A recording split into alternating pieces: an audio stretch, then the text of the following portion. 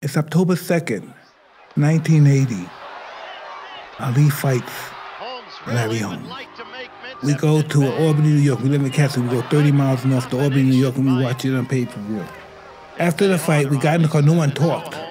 So we drove 30 miles back to Catskill. We all opened the door. We all went to our rooms. We never talked. The next morning, Cuss is on the phone with Muhammad Ali. Cuss is calling Larry Holmes so many bad. How do you let that bum hit on you, Chad Ali? How do you the bum? Why you let that bum beat on you? Cuss, he's almost getting sensitive, emotional. Why is the bum almost crying? He's a fucking bum. Why you let him hit you? Why you let him beat him? Boom. So I talked to Ali on the phone. I said, when I get big, I'm gonna get him for you. I'm gonna revenge you. I'm gonna restore your honor. Setelah melewati perjalanan yang begitu panjang dan bertahan melalui banyak pertarungan paling brutal, melawan para petinju dengan pukulan paling keras, Muhammad Ali pada akhirnya benar-benar tidak mampu lagi. Tekadnya masih begitu kuat, namun fisiknya tak mampu memenuhi tekad. Ia mulai kesulitan mengkoordinasikan otot-ototnya, termasuk pada saat berbicara. Dampak dari trauma pertarungan membekas dalam bentuk gejala Parkinson di usia yang belum seharusnya. I saw immediately he had a masked face, that is decreased expression, he had decreased blinking, and he had a typical Parkinson tremor. I thought some of the symptoms were too early for classical Parkinson's disease, and this was most likely going to be due to some trauma, multiple traumas to the head. He had slowness of movement, slow as reaction time. That probably led to him being beaten up too much in the ring, and that probably worsened the trauma to his brain. Larry Holmes dulunya adalah mitra sparring Muhammad Ali. Ia belajar langsung dari sang legenda.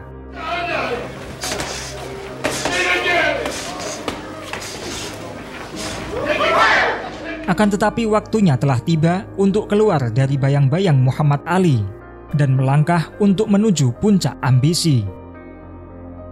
Pada tahun 1978, Larry Holmes meraih gelar juara dunia WBC kelas berat setelah pertempuran 15 ronde melawan Ken Norton. Selanjutnya, Larry Holmes mempertahankan gelarnya dengan 7 penghentian beruntun.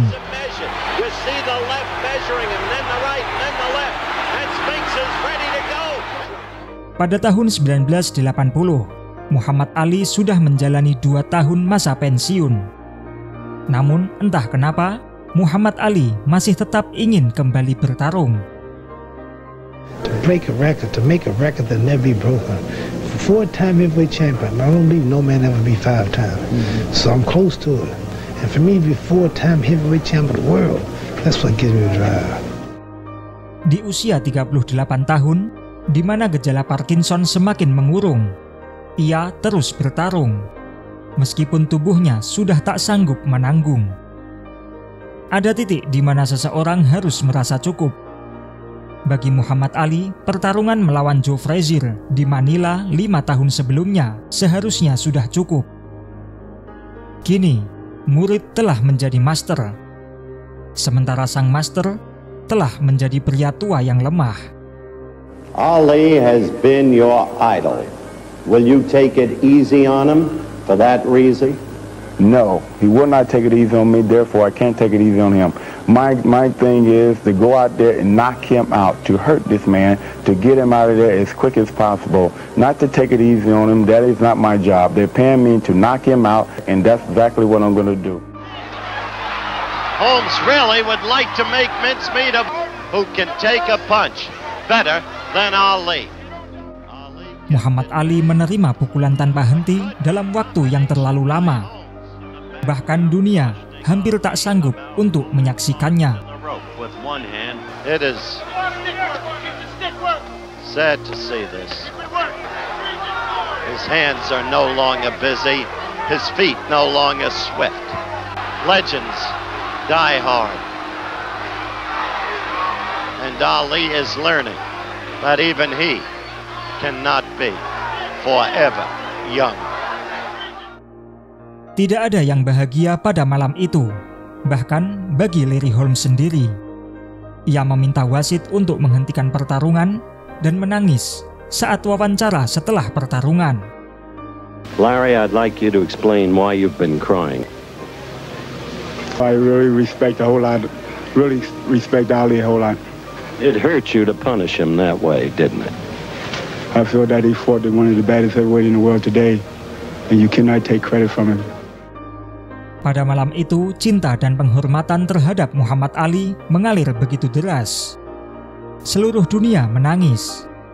Dan di tempat lain, terdapat seorang remaja berbakat sedang memendam tekad. Mike Tyson yang baru berusia 14 tahun tidak terima idolanya diperlakukan demikian. So I talked to Ali on the phone. I said, when I get big, I'm gonna get him for you. I'm gonna revenge you. I'm gonna restore your honor.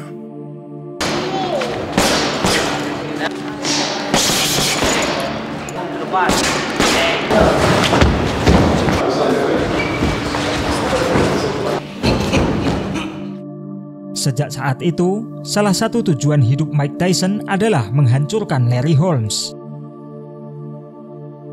Di bawah bimbingan pelatih legendaris Cus D'Amato, Tyson menyempurnakan gaya peekaboo.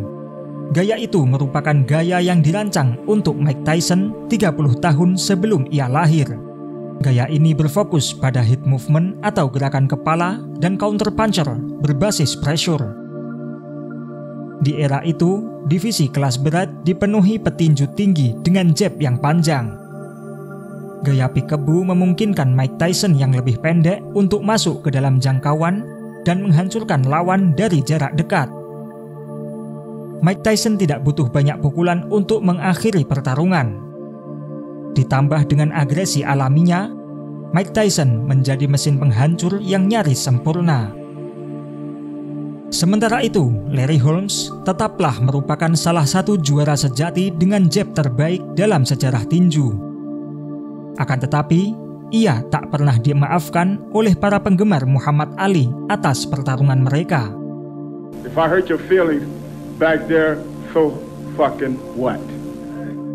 Larry Holmes melanjutkan karirnya sebagai sang juara dan berhasil mencatatkan 20 kemenangan beruntun sejak meraih gelar juara. Ia mengalahkan para penantang hebat, termasuk 8 talenta tak terkalahkan. Meski begitu, Larry Holmes masih selalu dibenci oleh publik tinju. Media berperan besar dalam hal tersebut. If they cheer for me, it's great, you know what I mean? But throughout my career, they always been against me because of you guys. Say what you feel, write what you feel. You feel that I'm gonna lose, write it. Don't bite your tongue about it. But when you see me win, you write it. Ia berambisi untuk membuktikan diri dengan memecah rekor 49 kemenangan tanpa kekalahan milik Rocky Marciano. Namun akhirnya, ia malah kehilangan rekor tak terkalahkannya setelah dikalahkan oleh Michael Spinks yang naik dari divisi kelas berat ringan untuk menang dalam 2 pertarungan ketat. Banyak yang mengatakan bahwa pertarungan tersebut merupakan perampokan bagi Larry Holmes. You hurt me, I won't hurt you back. You know what I mean? And they hurt me that night. They took away something that I worked 19 years for. Heavyweight championship of the world. Merasa marah dan kecewa, Larry Holmes pensiun pada tahun 1986. Pada saat itu, Mike Tyson tampak tidak akan pernah mendapatkan kesempatan untuk membalaskan dendam Muhammad Ali. Akan tetapi, pada tahun 1988, Don King datang kepada Larry Holmes dengan tawaran $3 juta dan kesempatan merebut gelar juara undisputed kelas berat dari Mike Tyson. Larry Holmes yang saat itu sudah berusia 38 tahun tidak bisa menolak. Well, first of all, I'm a boxer. My jab is stronger. I got a good right hand, and I can hook it. One thing I've seen, Tyson makes a lot of mistakes, and if he fights me dirty, that's what kind of fight it's going to be all night. Because I didn't see a class of fight. I didn't see a guy that with class in there tonight. I seen a guy that throws elbows. I seen a guy that throws butts. I seen a guy that hits after the bell. I seen all of this in Mike Tyson. I didn't see a gentleman in there. If they want to make him out of a beast that he's claimed to be, he's going to be in there with a beast. I'm an experienced professional fighter. I am no kid. I do not play. So if he wants to fight any way he wants to fight, I am capable of fighting any way anybody want to fight. Coming up, a former champion tries to gather up all the skills that once were there just one more time and beat a man 17 years his junior who appears, for the moment at least, to be invincible. Larry Holmes fights Mike Tyson for the undisputed heavyweight championship of the world. Two prolific champions, two distinct eras in heavyweight history. Larry Holmes would rule the heavyweight division for 7.5 years. And now a 38-year-old former champion steps out of retirement and into the ring one more time. The new undisputed heavyweight champion stands menacingly in his way. Muhammad Ali datang ke arena pada malam itu dan diperkenalkan terlebih dahulu. The former three-time heavyweight champion of the world, Muhammad Ali. Sebelum meninggalkan ring, Muhammad Ali berbisik kepada Mike Tyson, mengingatkan janji yang pernah dibuatnya 8 tahun yang lalu. Mike Tyson tidak melupakannya. And the fight prior to that, to Michael Spinks, in a very close and controversial decision. Actually, both of them were. I'm a huge fan of Larry Holmes, but this isn't the Larry Holmes that I want to remember. Has received the credit, but he was trying to pick up the pace. Caught Larry with a pretty good left hook. Pounding left jab, and it's not there. Big right hand to the looking for another payday. Looping right hand. Larry Holmes mencoba bertahan dengan teknik grappling yang ia miliki. Akan tetapi itu hanya memperpanjang nyawanya selama 3 ronde. Mike gets through, he's showing no respect for the former Chris Prime. He used to drive off the back foot and sting with it. Kemenangan Mike Tyson atas Larry Holmes sudah diprediksi Cus D'Amato 6 tahun sebelumnya, saat Mike Tyson berusia 15 tahun. The great Cus D'Amato, you know, my mentor, and he says to me, you know, your guy, meaning there's this kid sitting over there that was 15 years old, but was probably about 210 pounds already, solid, you know, and he says he could beat Larry Holmes right now because of a flaw in Larry Holmes that you can see here. You will knock him out with a right hand over his jab. Di ronde keempat, pukulan kanan Tyson menghantam dengan telak. Knockdown pertama disusul dengan cepat oleh Mike Tyson yang ingin segera menghabisi Larry Holmes. Kenny Norton was one of the great fights of all heavyweight history. Is the biggest problem. Oh, right hand! Down goes Larry Holmes! For one of the few times in his career. Boy, oh boy, look at that. The heaviest shot than that. But right now, Mike Tyson is in charge. He's the boss, and Larry's down for the second time. There's no Larry gets nailed with the left hand, the right hand, digs to the body, goes to throw right hand, gets clipped with a big right hand. He won't get up from this one. It's all over. Joe Cortez is seated up, and Larry Holmes is knocked out. Bagi Larry Holmes, kekalahan dari Mike Tyson merupakan satu-satunya kekalahan KO sepanjang karir profesionalnya.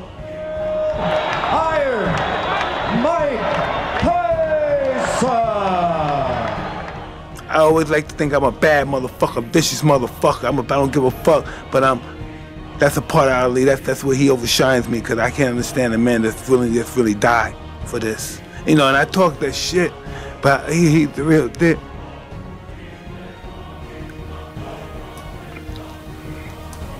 You know, fuck me. Ali's a giant. There's nowhere other fighters can match him. He'll die for this shit. He'll die. I'm not gonna die for that.